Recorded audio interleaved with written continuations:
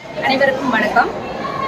ஆஷிபாக்களுக்கும் ஆர்த்திகளுக்கும் அஞ்சலிகளை செலுத்திவிட்டு ஆரவாரமாய் தொடங்கிவிட்டோம் மகளிர் தின கொண்டாட்டத்தை. மங்கையராய் பிறப்பதற்கே நல்ல மாதவம் செய்திட வேண்டுமம்மா என்னும் கவிமணி இன்றிருந்தால் நாணி தலை குனிந்திருப்பார்.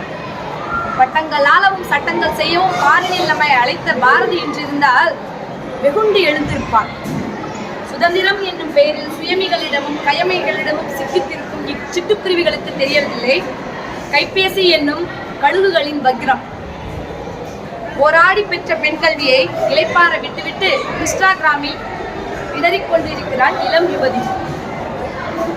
இனியேனும் கல்வி எனும் ஆயுதத்தை கையில் எடுத்து கவனமாய் கடந்து போகும் சிட்டுக்குருவியே, ஊரை வெல்ல அல்ல உலகையும் வெல்ல. அனைவருக்கும் மகளிர் தின நல்வாழ்த்துக்கள். கண்டிப்பா ஒரு குறிக்கோளை இன்னிலிருந்து மைண்ட்ல ஏத்திக்கிங்க. அதுவா வரணும் மட்டும் டெய்லி கடவுள்கிட்ட வேண்டுமோ அதையும் சேர்த்து வேணும். கண்டிப்பா அந்த லெவலுக்கு நீங்க வந்துடலாம். அடுத்து மெயினா நம்ம எல்லாரும் காலேஜ் எடுத்து வந்திருக்கோம். படிக்கிறோமா இல்லையே? பாதி பேர் படிக்கிறது இல்லை. அந்த பஸ்ல வரும்போது பார்க்குறோம், உண்மையாலுமே ரொம்ப கஷ்டமா இருக்கு. அந்த எல்லாம் இந்த நாடு குட்டிச்சாராக்கிறதுக்கு காரணம் இதுதான். ஃபர்ஸ்ட் எனக்கு தெரிஞ்ச அந்த செல்போனே பேன் பண்ணாதான் சொல்லுவேன், செல்லே வேணாம் தான் சொல்லுவேன். பஸ்ல வந்து அக்கம் பக்கம் யாரும் இருக்கிற மாதிரியே உங்களுக்கு ஒரு ஃபீலிங்கே இருக்கிறது கிடையாது. நான் மத்தியில தான் வருவேன், நான் போலீஸ்ன்னு யாருமே தெரியாது, புரியுதுங்களா? பக்கத்துலேயே உட்காந்து இருப்பாங்க, அது பேசுறதால நாங்களும் காதில் கேட்டுட்டு தான் வருவோம். நான் சொல்லுவாங்க பார்த்தீங்களா, இந்த ஸ்டேஜில் பின்னாடி பட்டாம்பூச்சி காரக்காரா பார்ப்போம். திருப்பி நான் என்ன சொல்கிறேன்னா, படிப்பை பற்றி திருப்பி சொல்கிறேன். நான் ஒரு சாதாரண ஆர்டினரி ஃபேமிலி தான். அப்பா சென்ட்ரல் கவர்மெண்ட் ரயில்வே எம்ப்ளாயி, அம்மா சுத்தமாக படிக்காதவங்க. அவங்களுக்கு கையெழுத்து மட்டும்தான் போட தெரியும். அதுவும் எங்கள் அப்பா கற்றுக் கொடுத்து இன்ன வரைக்கும் அந்த கையெழுத்து மட்டும்தான் போடுறாங்க. நாங்கள் படிக்கும் போது மாற்றி படிச்சுட்டு சொல்கிறதுக்கு அப்போல்லாம் டியூஷன்லாம் கிடையாது இல்லையா? வீட்டிலே உட்காந்து படிப்போம், மறுநாள் ஸ்கூலுக்கு போவோம். படித்து முடிச்சுட்டு எங்கள் அம்மாட்ட புக்கு கொடுத்துருவோம். நானும் எங்கள் அண்ணெல்லாம் புக்கை கொடுத்துருவோம். எங்கள் அம்மா வந்து இப்படி பார்ப்பாங்க, எல்லாம் படித்து முடிச்ச மாதிரி புக்கை இப்படி பார்த்துட்டு இருப்பாங்க. கடகடன்னு என்ன பண்ணுவோம், நாங்கள் படிச்சதை சொல்லுவோம். நான் என்ன சப்ஜெக்ட் சொல்கிறேன்னு எங்கள் அம்மாவுக்கு தெரியாது. நாங்கள் எதையோ அடிச்சு விட்டாலும் எங்கள் அம்மா உட்காந்து கேட்டு தலையாட்டிகிட்டே இருப்பாங்க. இப்போ என்ன அர்த்தம்? எங்கள் அம்மாவுக்கு ஒரு திருப்தி, பசங்க எக்ஸாமுக்கு நல்லா படிக்கிறாங்கன்ற ஒரு சந்தோஷத்தை அப்பயே நான் கொடுத்தோம். அதனால் அப்பா அம்மாவை சந்தோஷப்படுத்துங்க. நீங்கள் அதுக்காக ரொம்பலாம் பெருசாக உங்கள் லெவலுக்கு என்ன பண்ண முடியுமோ அது. மாதா பிதா குரு தெய்வம். ஃபஸ்ட்டு யாரை சொல்கிறாங்க? நம்மளை பெற்று எடுத்து கஷ்டப்பட்டு வளர்க்குறவங்க அம்மா மட்டும்தான். அதுக்கடுத்து நம்மளுக்கு பின்னாடி ஏர்ன் பண்ணி தர்றது அப்பா. அவர் செகண்டு, அவருக்கும் மரியாதை கொடுங்க. தேர்டு ஒன்று யார்? அவங்க மரியாதை கொடுத்தீங்களா எவ்வளோ நேரம் யாராவது? அவங்கள வந்து உட்கார சொல்லி அங்கே நிற்கிறாங்க, நீ உட்காந்துட்டு இருக்க, அது மரியாதை கிடையாது, புரியுதா? நீ வீட்டில் இருக்கிற நேரம் நைட்டில் மட்டும்தான், டே ஃபுல்லாக எங்கே இருக்க? காலேஜில். அதனால் உங்கள் குருவுக்கும் நீங்கள் தகுந்த மரியாதை கொடுக்கணும்.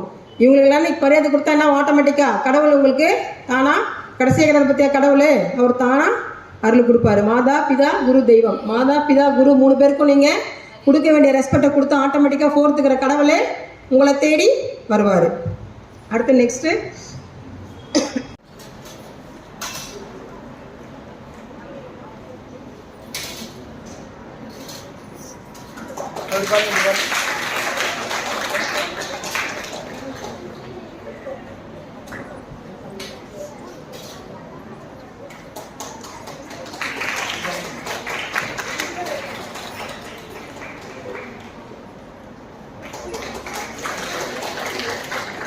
ஃபைண்ட் அவுட் பண்ணிடணும். நம்மளுடைய திறமையை நம்ம புரிஞ்சுக்கணும். அந்த திறமை நல்ல திறமையாக இருந்துச்சுன்னா அதை விடாமுயற்சியோட அதை முழுமையை செயல்படுத்தி அதில் சக்ஸஸ் பண்ணணும். எப்பவுமே நம்ம என்ன பண்ணக்கூடாது அப்படின்னு சொன்னால், அவங்க இதை செய்கிறாங்க, இதை போய் செய்யலாமா, அதை போய் செய்யலாமா அப்படின்னு அங்கங்கே அலையக்கூடாது. ஒவ்வொருத்தருக்கும் ஒவ்வொரு திறமை இருக்கும். ஒவ்வொரு மனுஷன் ஒவ்வொரு பெண்ணுக்குள்ளேயும் ஒரு விதமான திறமைகள் இருக்கும். அப்போ எனக்குள்ள என்ன திறமை இருக்கு?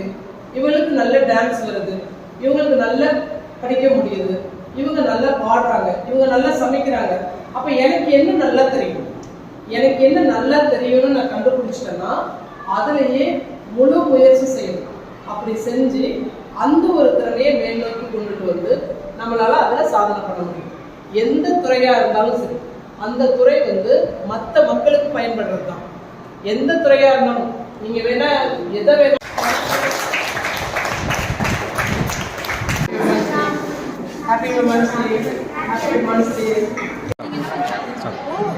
அனைவருக்கும் வணக்கம். மங்கையராய் பிறப்பதற்கு நல்ல மாதவம் செய்திட வேண்டும் அம்மா என்று கவிமணி தேசிக விநாயகர் சொல்வதற்கு நாங்கள் மங்கையராய் பிறந்ததற்கு நான் ரொம்ப பெருமைப்படுறேன். கல்வி இல்லா பெண்கள் கலர் நிலம் போன்றவர்கள், அங்கே புல் விளையலாம், நல்ல புதர்வன்கள் விளைவதில்லை என்று பாரதிதாசன் சொல்லியிருக்காரு. ஒரு ஆண் கல்வி பெற்றா அவருக்கு மட்டும்தான் அது இருக்கு. ஆனால் ஒரு பெண் வந்து கல்வி பெற்றால் அவங்களுடைய பரம்பரையை, அதாவது அவங்களுடைய குடும்பத்துக்கு இருக்க எல்லாருக்குமே கல்வி வந்து சொல்லி கொடுக்கலாம். ஸோ ஒரு பெண்ணுக்கு கல்வி வந்து ரொம்ப ரொம்ப முக்கியம்.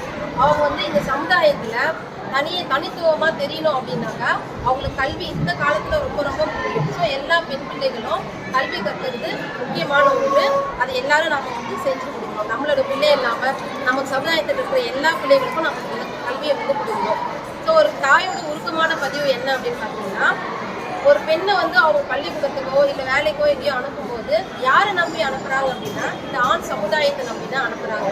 இப்போ இந்த ஆண் சமுதாயத்தில் இருக்க ஒவ்வொரு ஆண்களும் தன் கூட ஒர்க் பண்ணுற எல்லா பெண்களையும், தன் கூட பயில்ற எல்லா பெண்களையும், பள்ளியிலும் சரி கல்லூரியிலும் சரி வேலை பார்க்குற இடத்துலையும் சரி எல்லா இடத்துலையுமே தன்னுடைய சகோதரியாக, உடன் பிறந்த சகோதரியாக மட்டும்தான் பார்க்கணும். அவங்கள எப்படி நம்ம வந்து பாதுகாக்கிறோமோ அதே மாதிரி எல்லா பிள்ளைகளையும் வந்து நாம் பாதுகாக்கணும். அவங்களுடைய ஆண்களுடைய பாதுகாப்பில் தான் பெண்கள் வந்து இருக்கணும். ஆனால் இந்த காலகட்டத்தில் பார்த்தீங்கன்னா அது வந்து ரொம்பவே மாறி போய் தான் இருக்குது. அது வருத்தம் வரக்கூடிய ஒரு விஷயம்.